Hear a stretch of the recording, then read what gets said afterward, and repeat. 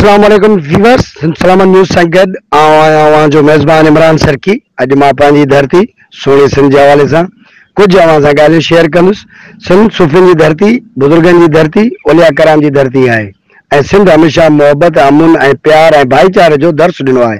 सिंध में हमेशह 12 खां आयल माण्हू तोड़े मुख़्तलिफ़ क़ौमुनि खे रहण सां गॾु पिणु रोज़गार भी फराहम कियो आहे। सिंध जा मारूड़ा 12 खां आयलनि खे मान बख़्शींदा आहिनि, इज़त बख़्शींदा आहिनि ऐं महिमान नवाज़ी कंदा आहिनि ऐं दुनिया पिणु मिसाल ॾींदी आहे त सिंध महिमान नवाज़ में पहिरें नंबर ते आहे। इते शाह बिटाई रहमतुल्लाह अलैह जी शायरी पेश कंदुसि। सिंध समूरी सोन, सिंध बिटाई घोट जी, सिंध बिटाई साण, मौज भरियो मेरान सदा वहे सिंध में। बिटाई साहब दुनिया ऐं सिंध जो हिकु अज़ीम शाइर हुयो जंहिं सिंध ऐं सिंधियुनि जी रूह ऐं रगनि में समायल आहे। आउं त चवंदुसि बिटाई सिधो सो सिंध आहे जंहिं सूफ़ीज़म जो बुनियाद रखियो। ऐं ॿी ॻाल्हि त सिंध जा मारूड़ा सिंध जी दुनिया जी कंहिं बि कुंड कुर्छ में रहनि था। संदन सिंधी रवायत, मोहब्बत जी खुशबू, अमुन जो पैगाम ऐं इंसान ज़ात सां मोहब्बत जो दर्स ॾींदा आहिनि। वधीक वीडियो ॾिसो त सिंध जी न्याणी, सिंध जी धीअ कल्पना देवी जेका हिंदू धर्म सां वास्तो रखे थी ऐं उन जो पैगाम हिंदू बिरादरी तरफ़ां न बल्कि सिंधी हुजण जे नाते पैगाम दुनिया वारनि खे ॾिनो आहे। वधीक सिंध जी दिलेर धीअ जो पैगाम ॿुधो ऐं पंहिंजी राय खां आगाह ज़रूर कजो। किथे भी हुजूर साईं न चयो आहे त मां सिर्फ़ मुसलमाननि जो आहियां ऐं हज़रत अली साईं भी त कॾहिं न चयो आहे त मां सिर्फ़ हिकिड़े तबके जो आहियां। असां भी उन सां ओतिरी मोहबत था कयूं ऐं क्लेम था कयूं त असांजो आहे। असां सभु हिकिड़े प्लेटफॉर्म ते गॾु थिया आहियूं छो त इहा ई मुंहिंजी सिंध आहे, इहा ई मुंहिंजे सिंध जो DNA आहे। अॼु भी भिट धणीअ जे मेले ते का बि डिस्क्रिमिनेशन न हूंदी आहे। सचल साईं ते वञो, सामीअ ते वञो त इहा डिस्क्रिमिनेशन न हूंदी आहे त हिन गिलास में कंहिं पाणी पीतो या ही जेका आहे प्लेट में कंहिं रोटी खाधी। इहा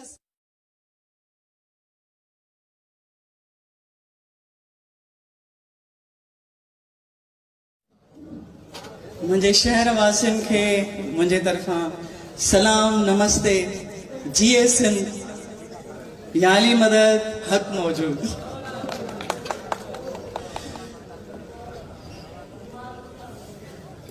शायरन जे सरताज शाह अब्दुल लतीफ़ भिटाई जन फरमायो आहे त सारी रात सुभान जागी जिन याद कयो, सारी रात सुभान जागी जिन याद कयो।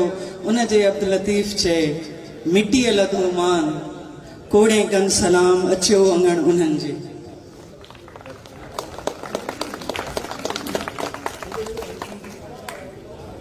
मां शुक्रगुजार आहियां जिन ही मोहब्बत में बेड़ो मचायो आहे ऐं असां सभु हिकिड़े प्लेटफॉर्म ते गॾु थिया आहियूं छो त इहा ई मुंहिंजी सिंध आहे, इहा ई मुंहिंजे सिंध जो DNA आहे। मां जिते किथे इहो लफ़्ज़ दोहराईंदी आहियां त मुंहिंजी सिंध इहा आहे। हा नज़र लॻी आहे जेका ॾाढी तकलीफ़ ॾींदी आहे त जंहिं सिंध जे DNA में होलियूं भी गॾु हुयूं, थदड़ियूं भी गॾु हुयूं, ईदूं भी गॾु हुयूं, क्रिसमस भी गॾु हुयूं। अॼु कॾहिं कॾहिं अलाए छो कल्पना मायाणी थी वञे, को ॿियो मुस्लमान तो थी वञे, को ईसाई तो थी वञे ऐं हिक ॿिए खे ज़िम्मेदारियूं सौंपे वेंदा हुआसीं। अगर कॾहिं मुंहिंजी फैमिली कॾां वेंदी हुई या पाड़े वारा कॾां वेंदा त हिक ॿिए खे चई वेंदा हुआसीं त वाह बछड़ा मुंहिंजा वेठा अथई, हाणे तव्हां जे हवाले न मालिक जे हवाले आहिनि। पर अॼु लाइ छा थी वियो आहे, ॾाढा पढ़ी विया आहियूं, वॾा वॾा अलाए कहिड़ियूं कहिड़ियूं डिग्रियुनि जा नाला अची विया आहिनि, पर उहो जेका असांजी सिंध जो DNA हुयो, उहा जेका असांजो सूफ़ीज़म, मां चवंदी आहियां हर सिंधीअ जे अंदरि हिकिड़ो सूफ़ी वेठो आहे, उहो लाइ काॾे हलियो वियो, उहो मज़हबनि में विराइजी वियो ऐं उन में कुझु कसूरवार असां बि आहियूं। उहो इन जे करे त जॾहिं असां नंढड़ा हूंदा हुआसीं त मैट्रिक ताणी त मूंखे ख़बर ई न हुई त मां हिंदू आहियां मुस्लमान आहियां, छो त पाड़े में जॾहिं वेंदी हुअमि त असांजे पाड़े में जॾहिं अम्मा हूंदी त मां हुनखे अम्मा ई चवंदी हुअमि, साईं मुंहिंजे पाड़े जो आहे। असांजे पाड़े में अज़ीज़ला वारनि खे सुञाणींदा हूंदव त उते घर में वेंदा हुआसीं ऐं जॾहिं उहे बि मानी खाईंदा त असां बि खाईंदासीं ऐं बिस्मिल्लाह करे खाईंदासीं त कॾहिं बि मुंहिंजो धर्म भ्रष्ट न थियो। ऐं हाणे थोरे थोरे ते धर्म ऐं मज़हब ख़तरनि में थो पइजी वञे। मां चाहींदमि त जेके बि असांजा ओलिया कराम आहिनि, असांजा लीडर आहिनि, असांजूं दरगाहूं जेके विदाउट डिस्क्रिमिनेशन आहिनि, अॼु बि भिट धणीअ जे मेले ते का बि डिस्क्रिमिनेशन न हूंदी आहे। सचल साईंअ ते वञो, सामीअ ते वञो, किथे बि तव्हां वञो त इहा डिस्क्रिमिनेशन न हूंदी आहे त हिन गिलास में कंहिं पाणी पीतो या ही जेका आहे प्लेट में कंहिं रोटी खाधी। इहा सिंध जी ख़ूबसूरती हुई जेका गुम थींदी थी वञे वॾनि वॾनि डिग्रियुनि में। मां चाहियां पई, उन ॾींहुं कंहिंसां मुंहिंजी डिस्कशन थी, मां चयो थोरा घटि पढ़ियल हुयासीं, मोहबत त हुई, इंसानियत त हुई, जंहिंखे ॻोल्हियूं था, जंहिंजा ज़िक्र था कयूं। मां हिकिड़े नंढड़ो वाक़ियो तव्हां सां शेयर कयां त हर साल 10 मुहर्रम ते मां न्यास कंदी आहियां, सबील बि हलंदी आहे। त जंहिंमहिल मां सबील हलायां पई त हिकिड़ी माई मूंखे थी चए, तूं वायाणी आहे? मां चयो हा मां वायाणी आहियां। पोइ तव्हां ही था हलायो? मां चयो हा हलायां थी। छो त मां जेतिरी तारीख़ पढ़ी आहे, किथे बि हुज़ूर साईं न चयो आहे त मां सिर्फ़ु मुस्लमाननि जो आहियां। उहो त आलिमे इंसानियत जो आहे। ऐं हज़रत अली साईं बि त कॾहिं न चयो आहे त मां सिर्फ़ु हिकिड़े तबिके जो आहियां। असां बि हुन सां ओतिरी मोहबत था कयूं ऐं क्लेम था कयूं त असांजो आहे। वरी कुझु देरि खां पोइ चई, पोइ भला उते ई वरी हिकिड़े बागड़ी कबीले जो असांजो पुराणो कबीलो आहे ऐं हमेशह असांखे इहो चई करे चुप कराए वेंदो आहे त तव्हां सिंध जा असली वारिस आहियो। हाणे वारसी केतिरी थी मिले उहा तव्हांखे बि ख़बर आहे। त चवणु लॻी त ही बागड़ियुनि हिननि जो गिलास अलॻि कयो। मां चयो हीअ मौला जी सबील आहे, हिते कंहिंजो अलॻि कुझु न थींदो, हिते सभु गॾु आहिनि।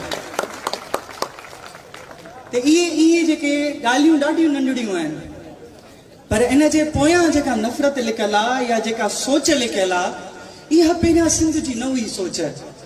इन जे करे त अॼु बि सिंध खे एॾो वॾो मक़ाम हासिल आहे। यकीन कयो, असां लाहौर मां वेंदी आहियां काफ़ी प्रोग्रामनि में या इस्लामाबाद वेंदी आहियां त मूंखे चवंदा आहिनि वेलकम टू पाकिस्तान। छो त मुंहिंजो नालो कल्पना आहे, मां बिंदिया हणी वेंदी आहियां त मूंखे चवंदा आहिनि वेलकम टू पाकिस्तान। मां हुननि खे इहो चवंदी आहियां, मां जो अल्हम्दुलिल्लाह मां पाकिस्तानी आहियां ऐं मां सिंधी आहियां ऐं मां जंहिं सूफ़नि जी ज़मीन तां आई आहियां उते इहो फ़र्क़ु न आहे। तव्हांखे शायदि ख़बर न हूंदी पंजाब वारनि खे त असां हिंदू बि हिते रहूं था, भील बि रहूं था, बागड़ी बि रहूं था, सिंधी आहियूं असां। मां त हमेशह अलाए छो जॾहिं बि ॻाल्हि निकिती आहे मां इन मामले ते जज़्बाती थी वेंदी आहियां त हा मां पहिरियां सिंधी आहियां, मां पोइ हिंदू आहियां। त मुंहिंजे ख़्याल में इहो जेको इहा जेका तारीख़ हुई मुंहिंजी, जेका मुंहिंजी तारीख़ भिटाईअ जी शाइरीअ में आहे, कलंदर जी सोच में आहे, सामीअ जी वाईअ में आहे, उहा किथे गुम थी वई आहे, जंहिंखे उजागर करणो पवंदो मूंखे, तव्हांखे, नौजवाननि खे। ऐं ख़ासि तौर ते मां तव्हां खां इहा रिक्वेस्ट कंदमि त इहे शयूं अचणु खपनि। वॾियूं डिग्रियूं वठण खां पहिरियां भिटाई घोट चयो आहे न त पढ़ियो था पढ़नि कढ़नि की न कलूब में। ॾाढी ज़रूरत आहे कहण जी। उठ किताबनि जा पढ़ी विया आहियूं पर कढ़ियासीं न। तॾहिं त अॼु मुंहिंजी धरतीअ ते हिकिड़ा चंद माण्हू असां ते क़ाबिज़ थी विया आहिनि। छो त मज़हब जो चूरन अहिड़ो आहे जेको चटाए करे माण्हुनि खे विढ़ाए था वञनि ऐं असां विढ़ी था पऊं। असां खां पंहिंजी उहा असलियत जेका हिन धरतीअ जे ख़मीर में आहे उहा विसरी थी वञे। तॾहिं ॿियो दुश्मन इन्हनि शयुनि जो फ़ाइदो थो वठे ऐं असां तबक़नि में विरहाइजी वियासीं, असां मज़हबनि में विरहाइजी वियासीं। पर मां ज़रूरु चवंदमि त एकता में अनेकता, सिंधियों के विशेषता, चाहे पंथ अनेक है, सिंधी हम सब एक है। इन उन ते हलियासीं त असांखे कोई बि न विरहाईंदो। मुंहिंजे ख़्याल में मूंखे 5 मिंट ई ॻाल्हाइणो, इशारो अची विया।